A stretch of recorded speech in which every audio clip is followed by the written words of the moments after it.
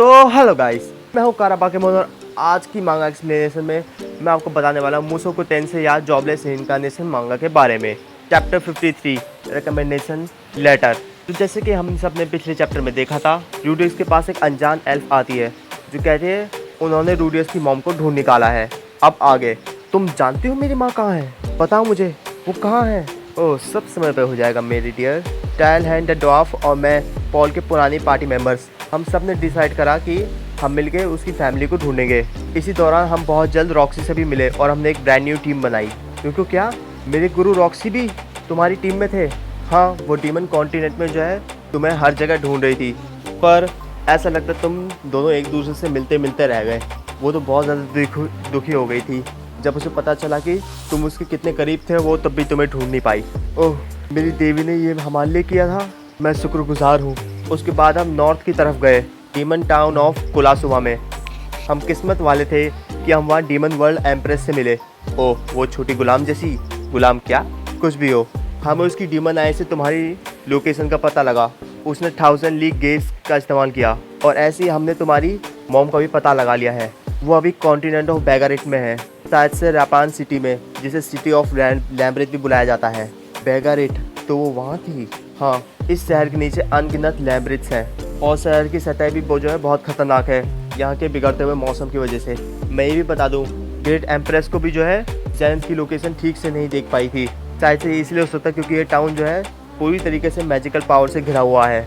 लैम्ब्रेथ, वैसे विश्वास करना मुश्किल नहीं है, मेरी माँ भी एक एडवेंचरर थी पास्ट में एकदम। तो तुम्हें और पॉल को इस सब के बारे में बताने के लिए हम अलग हो गए थे कुलासुमा के बाद। कुलासुमा पर तुम एक साथ नहीं थे जब तुम मिलीशन लौटे थे? हाँ, सच बताओ तो जब हम डीमन वर्ल्ड ग्रेट एम्प्रेस से बात कर रहे थे। वाह मैंने सब सुन लिया मेरी कानाफूसी की शक्ति की मदद से। ओह, ये तो तुम मेरे प्यारे पति हो ना, द इमॉर्टल डीमन किंग बागिड़ी। वाह मैं आ गया। किसने सोचा था कि डीमन किंग भी हमें हाथ देंगे अपना? तुमने तो सुना ही होगा कैसे समुद्री लुटेरे जो हैं समुद्री रास्तों को कंट्रोल में रखते हैं, है ना? हाँ, ये कोई बड़ी प्रॉब्लम नहीं है जब तुम्हारा साथी एक डीमन किंग हो। रॉक्सी और टायल हैंड से अलग होने के बाद वो दोनों मिलीशन गए पॉल को बताने के लिए। डीमन किंग और मैं खुद समुद्रों को पार करते हुए सेंट्रल कॉन्टिनेंट पे आए तुम्हें बताने के लिए। ऐसा है, तो ऐसे ही सब हुआ। ओह, तुम यही सोच रहे हो ना कि मैं ही क्यों आई, रॉक्सी क्यों नहीं तुम्हें बताने के लिए, है ना? सिर्फ यही चॉइस थी हमारे पास। हम सब में से सिर्फ रॉक्सी को ही डीमन कॉन्टिनेंट की ज़मीनों के बारे में ज़्यादा पता था और मैं नहीं चाहती मेरी आंखें फिर कभी पॉल को देखे। पॉल, इस बार तुमने क्या किया? रॉक्सी बेस्ट थी कहीं और जाने के लिए। चलो, वैसे ये बात भी सच है, पर गुरुजी मेरी इच्छा थी काश मैं आपको एक बार फिर देख पाता।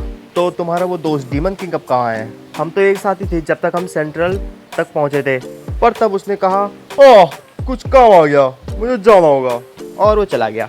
ऐसा है, पहले मुझे इजाज़त दीजिए आपको शुक्रिया कहने की, मुझे खबर देने के लिए, Miss Ellen Ellis. Oh my, oh, ये तो कुछ भी नहीं था, पर अगर तुम सच में मुझे शुक्रिया कहना चाहते हो तो शायद से आज रात हम, ओह, मैं भी कितनी नॉटी हूँ, मेरी माफ़ी कबूल करना। ये लड़की भी अजीब है क्या? पर अगर ये लड़की सच में अजीब हुई और इससे अपना मूड चेंज करके रात को मेरे पास आ गई तो फिर मेरा तो सारा भांडा फूट जाएगा। चलो, बढ़िया हुआ ना तुम्हारे लिए, तुम अब जानते हो तुम्हारी मॉम कहाँ है। अब तक के लिए शुक्रिया सोल्डर। मैंने डिसाइड कर लिया मैं कॉन्टिनेंट ऑफ बेगारिट में जाऊँगा जल्द से जल्द। क्या अभी? हाँ, जबकि इस बिगड़े हुए मौसम में मुझे भी जाने में घबराहट होगी, मुझे लगता नहीं है मुमकिन है। क्या? क्यों? क्योंकि हम बिगड़ते हुए ब्लिज़ार्ड के बीच में हैं। ओहो, जब इस नॉर्दर्न साइड में सर्दी शुरू हो जाए तो ये जल्दी तो रुकने वाली है नहीं।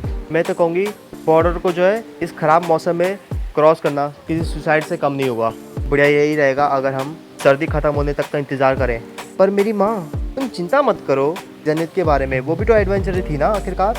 और रॉक्सी, टायल हैंड और पॉल पहले ही जा चुके होंगे उसे बचाने के लिए। ऐसा है तो कोई क़यामत नहीं आ जाएगी अगर हम बसंत के मौसम तक यहीं रुकेंगे तो।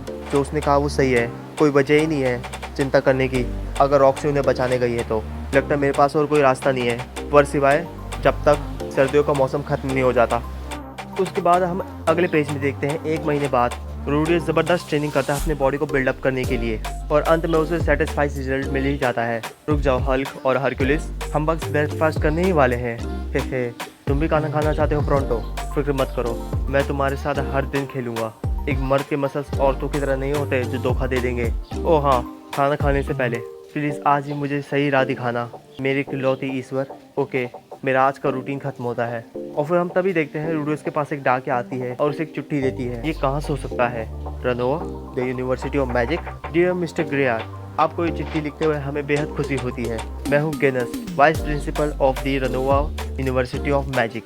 आपका नाम क्वैगमायर रूडियस रनोवा के साम्राज्य तक पहुँच चुका है।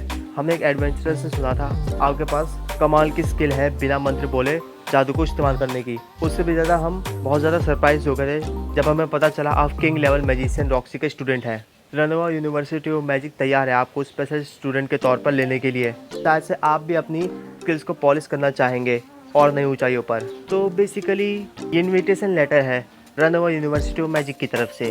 देखने में तो ऐसे ही लगता है। सबसे पहले स्पेशल स्टूडेंट्स बाकी स्टूडेंट्स के लेक्चर्स और ट्यूशन से अलग होते हैं। ऐसा लगता है उन स्टूडेंट्स को पूरी आज़ादी होती है जो वो चाहें उस पर रिसर्च करने की, और वो स्कूल के कलेक्शन ऑफ फैसिलिटीज़ का आसानी से इस्तेमाल कर सकते हैं। क्या हुआ क्वैगमायर, रनोवा यूनिवर्सिटी ऑफ मैजिक ने तुमसे बात करी? हाई कॉन्डर्ट, ये चीज़ तो हो नहीं थी। वो मशहूर जादूगरों को जो है ऐसे प्रस्ताव भेजते रहते हैं, अगर वो खाली नाम के स्टूडेंट्स हो तब भी। इससे उन्हीं की यूनिवर्सिटी का नाम बढ़ता है और वहाँ जाने पे तुम्हें ऐसे भी स्टूडेंट्स मिलेंगे जिनके पास कमाल का टैलेंट है। मैं खुद वहाँ 5 साल बाद निकल गया था, और अगर तुम वहाँ 7 साल के लिए रहे और ग्रेजुएट हुए तुम्हें गारंटी के साथ सर्टिफिकेशन मिलेगा, कम से कम रैंक डी का मेज गिल्ड के साथ। अगर वो तुम्हारे लाल कारपेट बिछा रहे तो उस पर चलने की कोशिश क्यों नहीं करते? पर जब सर्दियाँ ख़त्म हो जाएंगी मुझे तो मेरे पिता से मिलना है ताकि हम मेरी माँ को ढूंढ सकें। ओह डियर, तुम कभी ना कभी तो अपने परिवार से फिर मिलोगे ही, फिर फ़र्क नहीं पड़ता कब, है ना? लंबी भाग दौड़ करने से तो बढ़िया यही रहेगा कि तुम स्कूल ही चले जाओ। ये इतना सिंपल नहीं है। पॉल और बाकी सब अजरा पहुँचते ही होंगे। जब ये वो जाएंगे मैं तुम्हें खुद उनके पास ले जाऊंगी। तुमने खुद को मेरी माँ को समझा है क्या? और तुम्हारी इस एडवाइस का जो है उस बात से असर नहीं पड़ेगा कि तुमने कहा था तुम पॉल का चेहरा फिर कभी नहीं देखना चाहती? एक कतरा भी नहीं। उस समय जब मैं एलिस को सिखा रहा था मेरा असली मकसद तो था इतने पैसे इकट्ठा करना जो काफ़ी हो मेरे उस सिल्फी के लिए यूनिवर्सिटी जाने के लिए। पर अब चीज़ें अलग हैं। मुझे जल्द से जल्द जाके पॉल से मिलना है। एक बार जब हम मिलेंगे हम साथ में जेनिथ को ढूंढेंगे। शायद से अभी के लिए यही बेस्ट प्लान रहेगा। प्लस मैं भी रॉक्सी को बहुत जल्द से जल्द देखना चाहता हूँ। ओह यार, बड़े लंबे समय बाद मिल रहे हैं। हाँ, ये बंदा फिर नहीं। और स्टेट से लड़ने के बाद इससे मैं नहीं मिला। क्या 2 साल हो चुके हैं क्या? इसका ध्यान खींचने की मैंने कुछ बार कोशिश भी करी थी जब मैं जेनिथ को ढूंढा था, पर ये बंदा फुसफुसाया भी नहीं। असल में मैं खुद भी काम में बिजी था, पर मुझे खुशी है तुमने अपनी मॉम को ढूंढ ही निकाला। हाँ सीरियसली, ये सब रॉक्सी की वजह से हो पाया। मैं बहुत जल्द से जल्द जाकर उनसे मिलना चाहता हूँ। सच में तुम्हारी टीचर जो तुम्हें इतना मानती है, तुम उन्हें ये दिखाना चाहते हो इन दिनों तुम कितने बेकार हो चुके हो क्या? आखिरकार ये तो सच ही है ना? शायद से तुम जादू में थोड़े से बेहतर हो चुके हो, पर जादू को निकाल दिया जाए तो तुम पहले हो जैसे तुम कुछ साल पहले हुआ करते थे। लगता तुम थोड़े से शारीरिक तौर पर ताकतवर हो चुके हो बस, पर तुम अपनी तलवार दिन भर बस यहाँ वहाँ चलाते ही रहते हो। ऐसा नहीं कि तुम्हारी तलवारबाजी इम्प्रूव हो रही है। बस बहुत हो गया। और उससे भी ऊपर ऐसे तुम्हारा कार्ड भी गई थी और अब तो तुम मर्द भी नहीं हो। रुक जाओ, तुम क्या सच में रॉक्सी की आंखों में देख सकते हो और उसे बता सकते हो उसका स्टूडेंट एक कमाल का नौजवान जादूगर बन चुका है? तुम जानते हो मैं सही हूँ, तो ये पक्की बात नहीं है कि इसका जवाब तुम खुद दो और बेहतर हो जाओ। मैं समझ गया तुम अपने परिवार से मिलना चाहते हो। ऐश तुम्हारा कार्ड गई है और जब से तुम अकेले ही हो, पर अगर तुम अभी बेगरेट गए तुम पछताओगे। क्यों? तुम्हारा क्या मतलब इससे?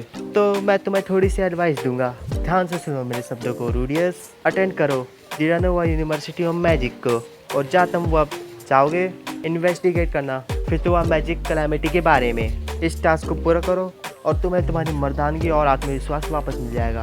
तुम सच में सच कह रहे हो हितोगामी? अगर मैं मैजिक यूनिवर्सिटी गया मेरा इरेक्टाइल डिस्फंक्शन ठीक हो जाएगा?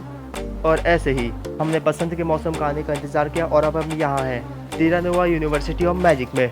पराग के साथ में चले आई मिस एलेनलिस ताकि मैं स्पेशल इंटरेस्ट ले सकूँ तुम्हारी उम्र के लड़कों में। ऐसा है,